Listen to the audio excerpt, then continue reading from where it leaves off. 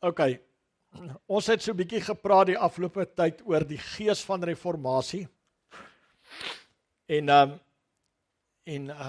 ons sal nog 'n bietjie daarop stil staan en Jacques het laasweek vir ons 'n baie goeie wat noem jy as jy iets vinnig tussenin bring? Wat noem jy dit? Nie 'n interlude nie. Wat noem jy dit? Interjection. Nou, daar is maar so 'n woord. Dis nie 'n injection nie, dis 'n interjection. Ek dink Jacques het laasweek vir ons 'n skitterende 'n stuk gebring wat fokus op 'n aspek van wat ons sê. En ons sal definitief daarvan weer nog werk maak en verder ook ander se inputs en so aan. Maar ek is besig om vir u die teorie agter die ding te gee, die groter prentjie. En baie keer as jy dit doen, moet jy kyk na woorde en die taal waarin die Bybel geskryf is. En ek weet, baie van julle is nou nie taalkundiges nie en julle waardeer dalk nie my Grieks en goed nie. Maar jy moet gaan kyk, wat wou die skrywer sê? Wat wou die skrywer sê en hoekom het hy sekere woorde gebruik wat hy wel gedoen het?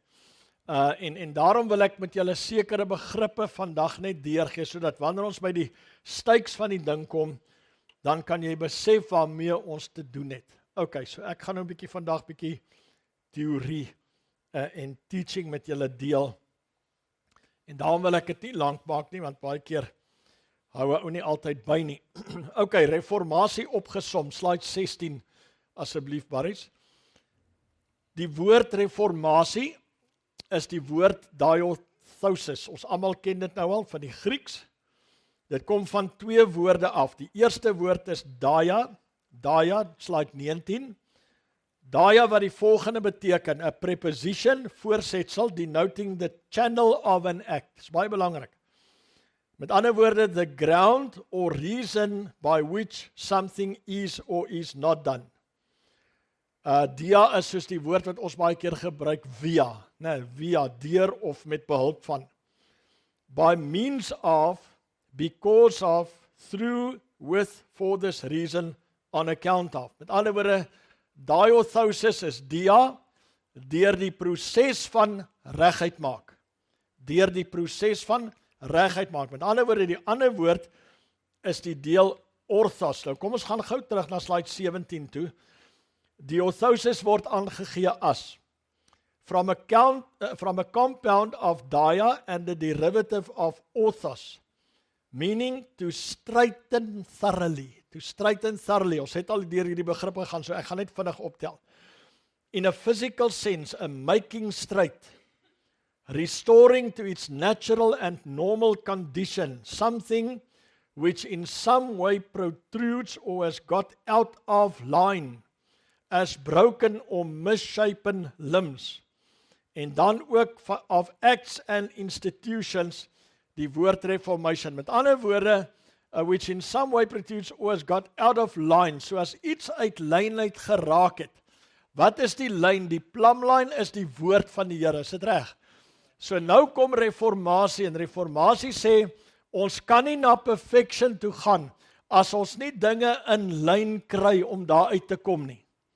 Ons kan nie perfection bereik as dinge nie opgelyn is met perfection nie. Jy sien, ons probleem is dit, die eindpunt wat ons gesê het is perfection, is dit reg, Efesiërs 4. Dis waar die kompas ingestel is, maar toe het daar teaching gekom en gesê, al wat ons moet doen is, ons moet net hemel toe gaan. So ons het 'n ander eindpunt vir onsself geskep. Maak nie saak hoe ons daar gaan kom nie, maak nie saak hoe die vuur waar gaan lyk nie, maak nie saak wie hom gaan bestuur nie, of het Elia of wie ook al is nie, maar ons gaan hemel toe. En ons het al hierdie goed om te align, te realign, het ons gelos en ons het baie keer gelewe soos ons wil, want prys die Here Jesus gaan kom en ons hemel toe vat. Julle verstaan wat ek bedoel? Nou as die eindpunt daar is en jy gaan syn toe, waar gaan jy eindig? Weet jy wat beteken sonde is om die doel te mis, né? Missing the mark. So die eindpunt is reformation, perfection is. Ons daar wil inkom, daar wil uitkom, gaan die proses ons syn toe vat en nou om daar te kom terwyl ons daarna toe was, hierdie herstel, Hierdie herstel is reformatie. Dis 'n regmaak van die uitlyn uit waarheen ons op pad was. So jy moet dinge weer in lyn bring met die woord. Jy moet jou lewe, jou huis, jou gemeente, wat ook al moet weer in lyn kom met die woord van die Here. Jy moet terugkom dat ons daar sal uitkom en nie dit mis nie. So ons kan nie sê ons is apostoliek en daar's nie 'n gees van reformatie wat dinge regmaak nie. Dinge regmaak. Dit moet 'n brandende ons het laas gepraat van die gees van reformatie. Dit moet iets wees wat in jou hart brand. Hierdie woord moet in jou hart wees. In jou hart wees en dan moet jy dit na jou kinders toe vat en al die ander goed, soos wat ons gesien het in Deuteronomium 6. Okay, so die woord orthos, ons het nou gekyk na dia en orthos. Nou kom ek backpedal net gou. Die plek waar reformatie die woord vandaan kom, hy word een keer in die Bybel gebruik en dis in Hebreërs 9 en ons gaan daarna kyk later waar die oorgang van die wet na genade toe, die verandering wat God gebring het, die regmaak van die Ou Testamentiese offers en daai tipe goed wat heeltemal uit lyn uit geraak het. Hoekom het dit uit lyn uit geraak? Die Bybel sê Israel het hulle eie geregtigheid opgerig. Hulle het hulle eie geregtigheid opgerig, soveel so dat hulle naderhand in die Nuwe Testament toe die Here die heidene begin red, toe was daar 'n baie groot probleem. En hulle het amper sê ek nou 'n konsistorie gehou. Hulle het 'n tipe van 'n amper 'n werkersraad gehou en die ouens bymekaar gekry en die Bybel sê daar het 'n groot stryery ontstaan. Want daar's ouens wat nog steeds gesê het besnydenis is in en Paulus het gesê of Petrus het daai tyd besnydenis is uit. Julle verstaan wat ek meen? So toe die ding baie geeskaleer en hulle moes die goed regmaak. Maar wat ek wil sê is dat die Jode het so die ding gevat vir hulle self dat hulle God se doel, Jaco het dit vanmôre mooi gesê, wat is God se doel deur jou? Nee, Israel was the gate na die heidene toe. Nee, maar hulle daai ding heeltemal gehoop, heeltemal uit lyn uit gehad en soveel sodat God moes kom en die ding weer herstel en dit regmaak en Christus se dood, sterwe en opstanding was die reformatie wat alles weer in lyn getrek het.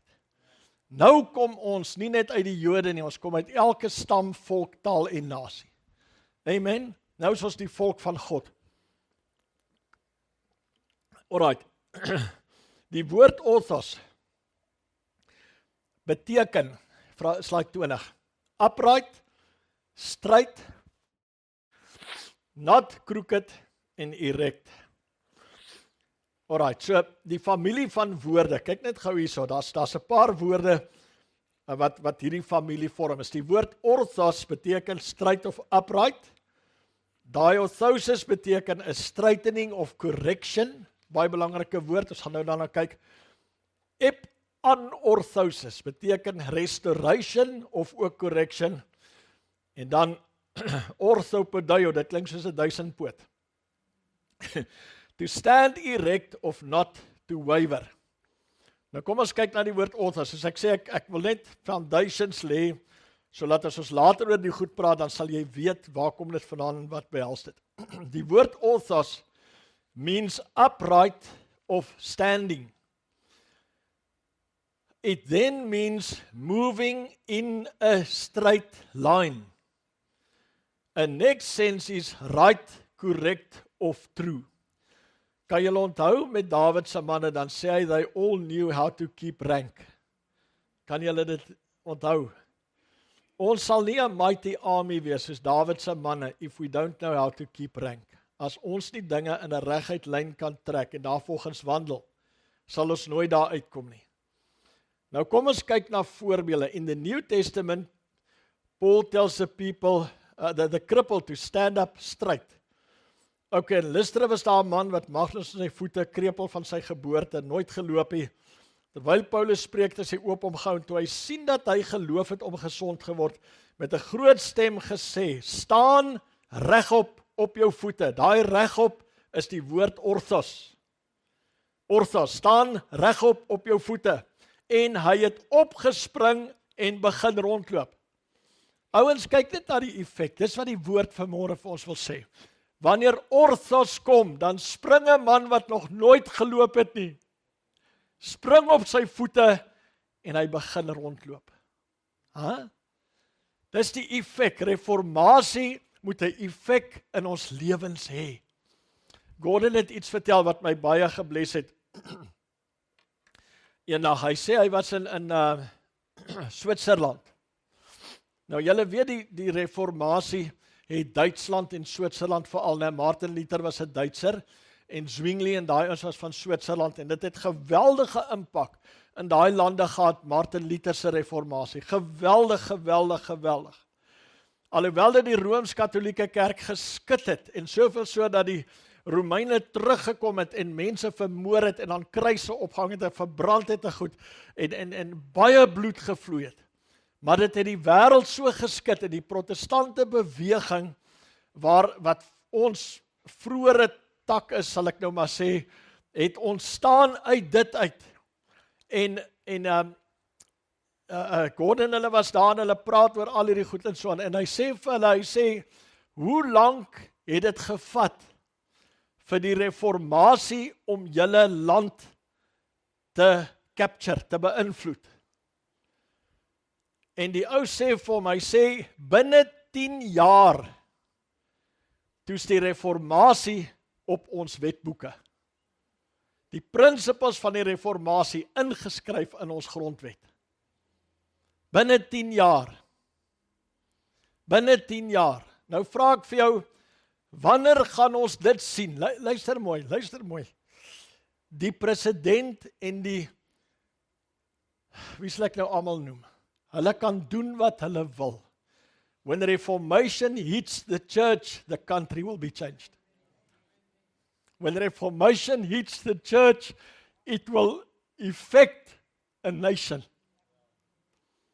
Jy kan nie anders nie. As reformatie kom, dan spring 'n man wat nie weet hoe om te loop nie. As orthos kom, dan spring hy op sy voete. Halleluja. En dan stap hy rond. Hulle sê 10 jaar, toe sê reformatie se beginsels in ons wetboeke geskryf. Ouens, ons is kastig godsdienstige Suid-Afrika en die goed van die Here is besig om uit ons land uit te verdwyn. Wat nog te groei?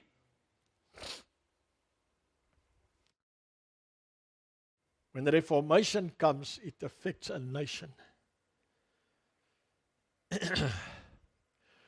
Hebreërs 12 vers 13. Die kommentaar sê, ek het soms 'n bietjie van die kommentaar hier ingesit. Hebrews 12:13 changes the idea from that of right conduct to that of moving straight toward the goal in an eschatological rather than a more purely ethical sense. Met ander woorde, wat hy hier sê, ons gaan nou na die vers kyk, woord praat van regheid, dan bedoel hy nie regheid soos in morally regheid nie. Hy bedoel ook regheid te loop na 'n punt toe, 'n punt, eindpunt wat ons sien. With their eyes fixed on Jesus, believers pursue paths that lead straight to the goal. Dis baie belangrik, want ons kry so baie afdraaipaadjies. Is dit reg? Kinders van die Here is gedurig op afdraaipaadjies. Dan sit die ding, dan sit daai ding, dan hulle daai teaching beet, dan hulle die ding, dan dit, en dan hierdie ou, dan luister hulle na hierdie ou, en so aan en so voort. Ons is die hele tyd besig, want daar so aanbieding vandag, daar so aanbieding van geestelike goed, dat jy kan heeltemal verstrengel raak, as jy nie 'n eindpunt het nie. As jy nie 'n eindpunt het, en jy besluit, ek gaan vir hierdie eindpunt nie, kan jy die hele tyd soos in 'n, wat noem hulle goed? Muis, is dit 'n muis? Ja, 'n muis, kan jy die hele tyd in 'n muis rondloop, as jy wil gaan kyk, wat ek bedoel, gaan kyk aan George. Daar's 'n muis daar by die strawberry plaas, jy sal 'n muis wees. Hoe daai muis jou kan laat verdwaal. Okay, so Hebreërs 12 vers 12, kom ons lees dit. Daarom rig die slap hande en die verlamde knieë weer op. en maak reguit, orthos, reguit paaie vir julle voete, sodat wat krepeel is nie uit lid raak nie, maar liewer gesond gemaak word. Ander woorde, kry 'n goal, maak 'n reguit pad, sodat jy kan gesond word op pad sein toe. Reformatie moet die siekte van die kerk genees. Is dit reg so? As jy sien waar die kerk daarom, jy weet, is seeker sensitive, en is people pleasing, en is motivation, en is hyper grace, en dis net verskriklik. Ons is so deur mekaar soos 'n creepy crawly in Lingsburg. Nee, dis nie 'n mooi een nie. Ons is so deur mekaar soos 'n verkleermannetjie in 'n Smartie box. Beter. OK. Maar seriously, dit is so. En ergens moet ons gesond gemaak word. Wat gaan ons gesond maak? Orthos. The spirit of reformation gaan ons gesond maak. Kom ons kyk weer na die woord diorthosis. This word, which originally means straightening, is variously used for correction, luister mooi so, correction, arrangement, setting up and settlement of debts. For correction and arrangement. Correction and arrangement. Jy weet, is interessant as jy nou kyk na hierdie vloede en al die goed. Ek maak altyd vir jou prentjies van die goed. Een van die goed wat hierdie gees bring, daar's arrangement nodig. Met ander woorde, as hierdie gees ons het om dinge reg te maak, gaan ons begin dinge moet rearrange in die kerk, in ons huise, oral, ons hele lewe. Hoor julle my? Nee, julle hoor my nie. Luister, as jy uit plek uit is in jou huis, ek het laasweek gepraat van manne wat fight vir suurstof. Suster, as jy in beheer is in jou huis, dan moet jy daai ding rearrange. Amen.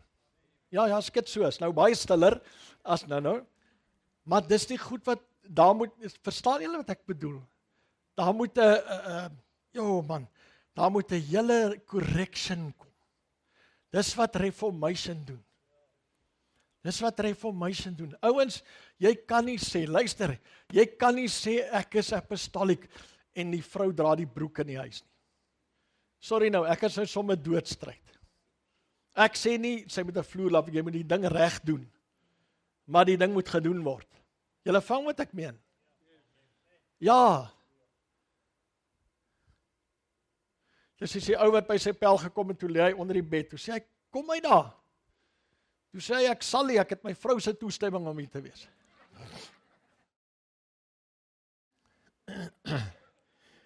Maar jy weet, ons lag nou, want dis algemene grappies in die lewe,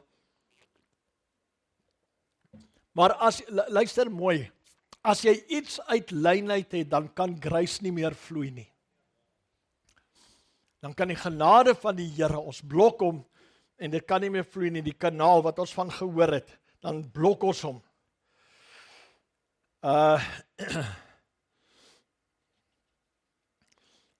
Epanorthosis, slide 32. This word means restoration, re-establishment, correction en reformation. Nou is interessant, hier is 'n skrif wat al vier hierdie goed het, ons gaan gou daarna kyk. In 2 Timoteus 3 vers 16. Die hele skrif is deur God ingegee en is nuttig tot lering, tot weerlegging, tot teregwysing en tot onderwysing in die geregtigheid. Kom ons kyk na die Engels. All scripture is given by inspiration of God and is profitable for doctrine, for reproof, for correction. Daar's hy. Daar's orthosis. Of sy hierdie ander vertakking van hom. For instruction in righteousness. So ergens, as die skrif sy werk doen, dan kom doctrine. Nou, eerstens kry ons die doctrine, is dit reg so? Ja. Heel eerste kom doctrine. Mense skram vandag weg van doctrine af, want hulle is bang, hulle wil nie ouens vervreem nie, en hulle sê, dit verdeel die kerk en al die goed.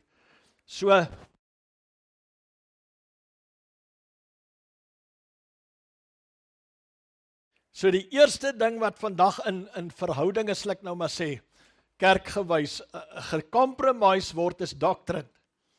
Is interessant, hulle compromise nie nommer 4 nie, hulle compromise nommer 1. Amazing, ne? Nou as jy van die 4 pillars van Handelinge, wat is dit? 2:42, ne? Die 4 pillars, as jy doctrine, as jy daai eerste pilaar uithaal, dan val die huis. Julle hoor wat ek sê? Dan val die huis.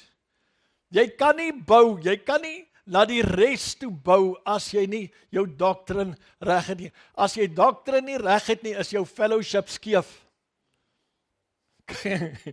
Yes, so ouens, die prentjies is so duidelik voor ons vandag.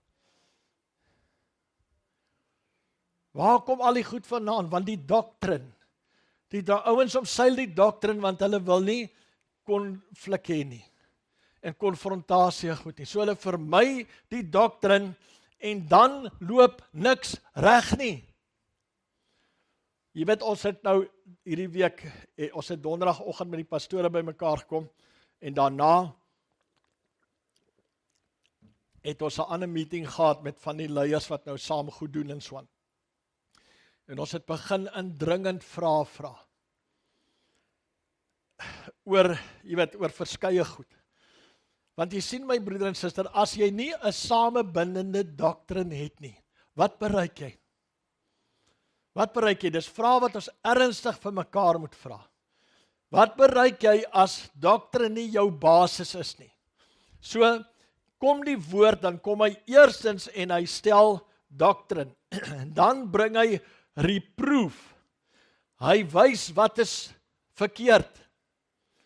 Wat is skeef? Hy bring 'n aanmaning, nee, vermaning. Wat is die Afrikaans hy gesê het? Weerlegging.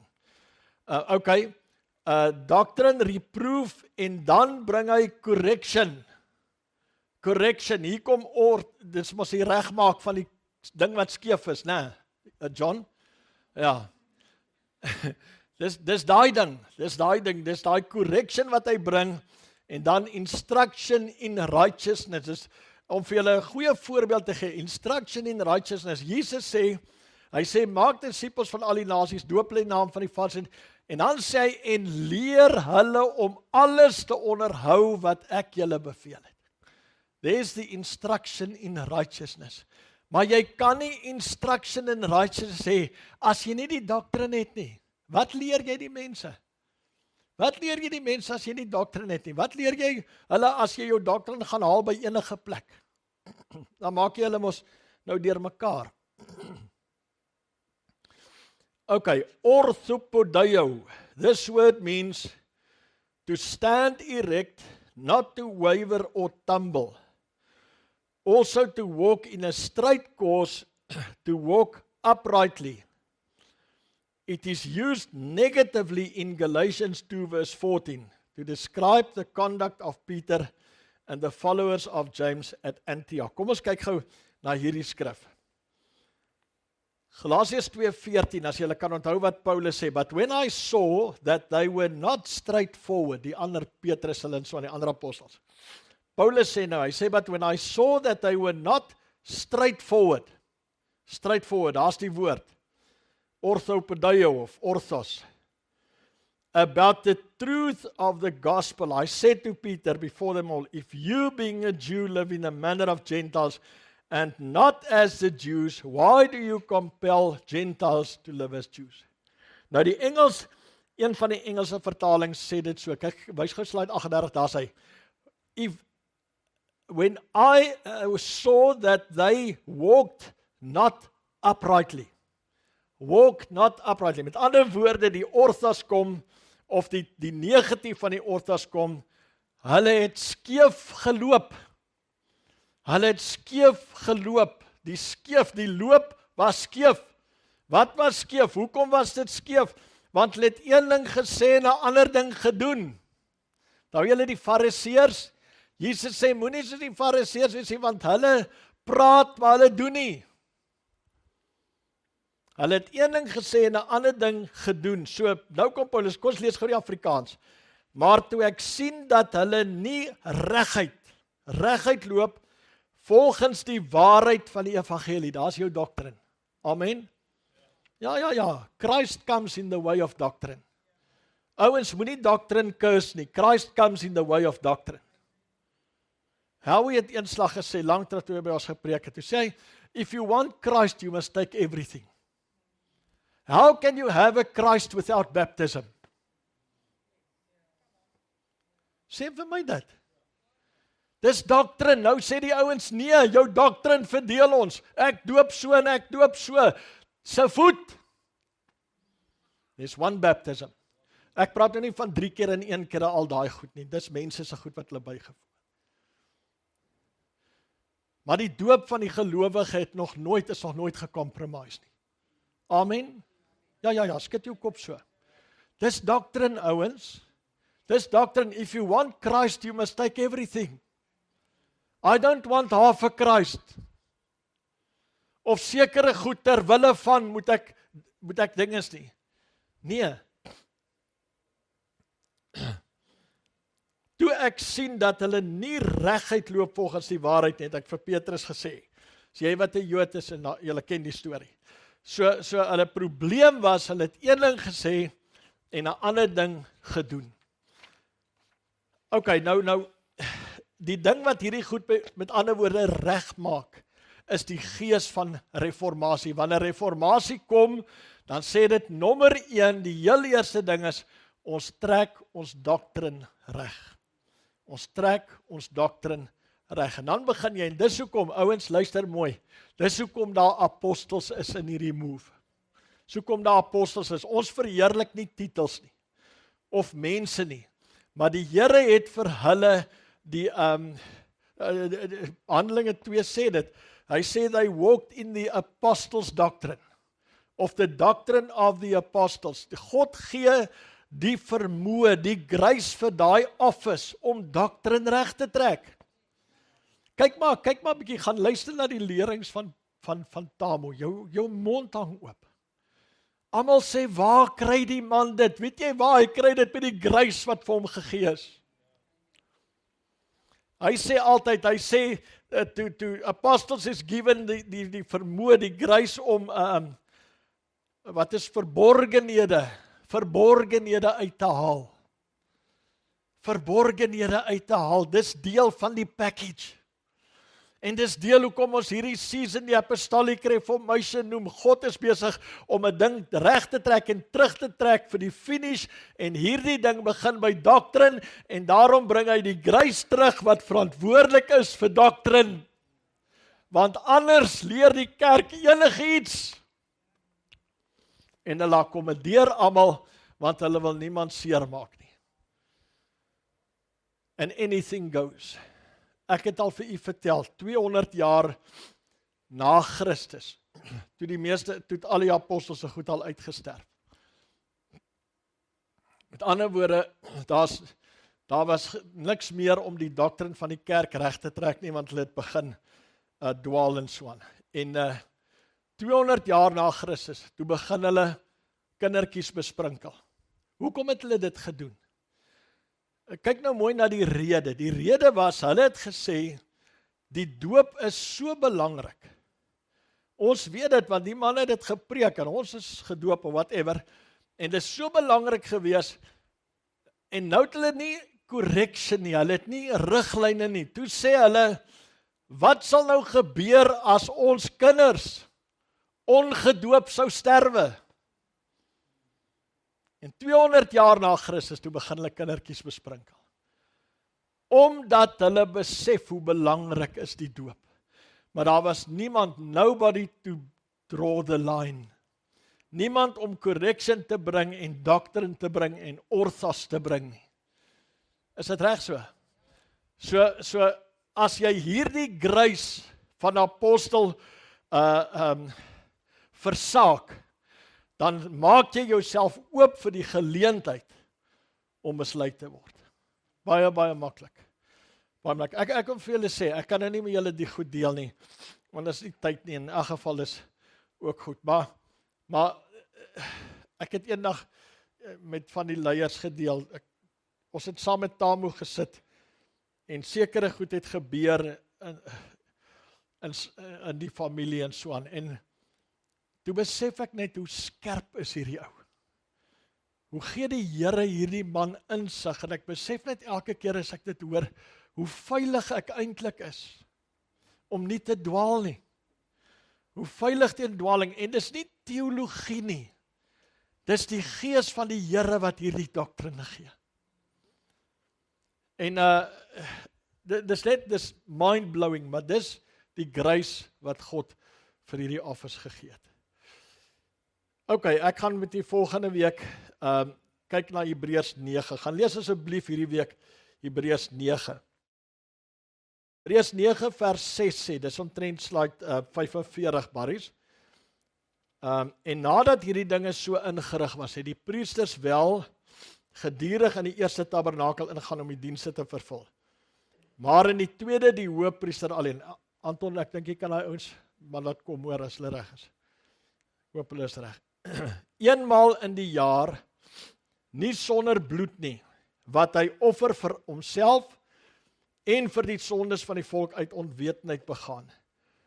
Waarmee die Heilige Gees dit duidelik maak, dat die weg, kyk hierso, is baie belangrik, dat die weg na die heiligdom nog nie geopen is, solank as die eerste tabernakel nog standhou nie. Die weg na die heiligdom is nog nie geopen solank as die eerste tabernakel nog standhou nie. Daai ding, ek het al vir u gesê, daai ding beteken, daai standhou beteken to stand. Om vas te staan en te sê, I shall not be moved. Om bereid te wees om te stry en te knife en dood te maak terwille van my stand. Dis wat daai ding beteken. Nou weet jy waar hy vandag? In die mindsets van baie Christene. Daarom sê Paulus, hy sê luister, ons worstelstryd vandag is nie teen vlees en bloed nie, maar is teen hierdie principalities. Ons het wapens deur God gegee om hierdie goed neer te werp. So as long as the old is still standing, dis letterlik wat die Engels sê, kan die nuwe nie kom nie. Die weg na die heiligdom nog nie geopen nie. Met ander woorde, die groot prentjie is, die weg na die heiligdom, dit wat Christus gebring het, al die goed, kan nie 'n waarheid word solank die oue nog daar is nie. So daar met Christus gekom, vers 9, net daarna sê dit, die tyd van herstelling, sê die Afrikaans, was die reformation, dis die woord waar reformation gebruik word, die plek in die Bybel. So Christus moes kom en hy moes die hele sisteem verander. Die priesterskap het verander, die offers het verander, alles het verander, sodat die weg na die heiligdom geopen kan word. Nou, vat dit geestelik vir jouself. As long as the old is still standing. Dis hoekom baie kinders van julle sit in die kerk en hulle doen geestelike dinge, but they cannot enter the way to holiness. Hulle kan nie, hulle blokkages hierso. Ok, ek wil daar stop. Ek wil niks meer sê nie. Kom ons bid saam. Vader, baie dankie vir die woord. Ek wil bid dat u dit hierdie week vir ons sal oopbreek in die naam van Jesus Christus. En ons dankie daarvoor. Amen. Ok, nou, Pieter, miskien kan jy vir ons Hebreërs 9 op jou daaglikse dingetjie bietjie indeel hierdie week. Dat jy hom definitief kry en dan lees ons hom in ons studie en ons kyk daarna. Alright, gaan lees Hebreërs 9.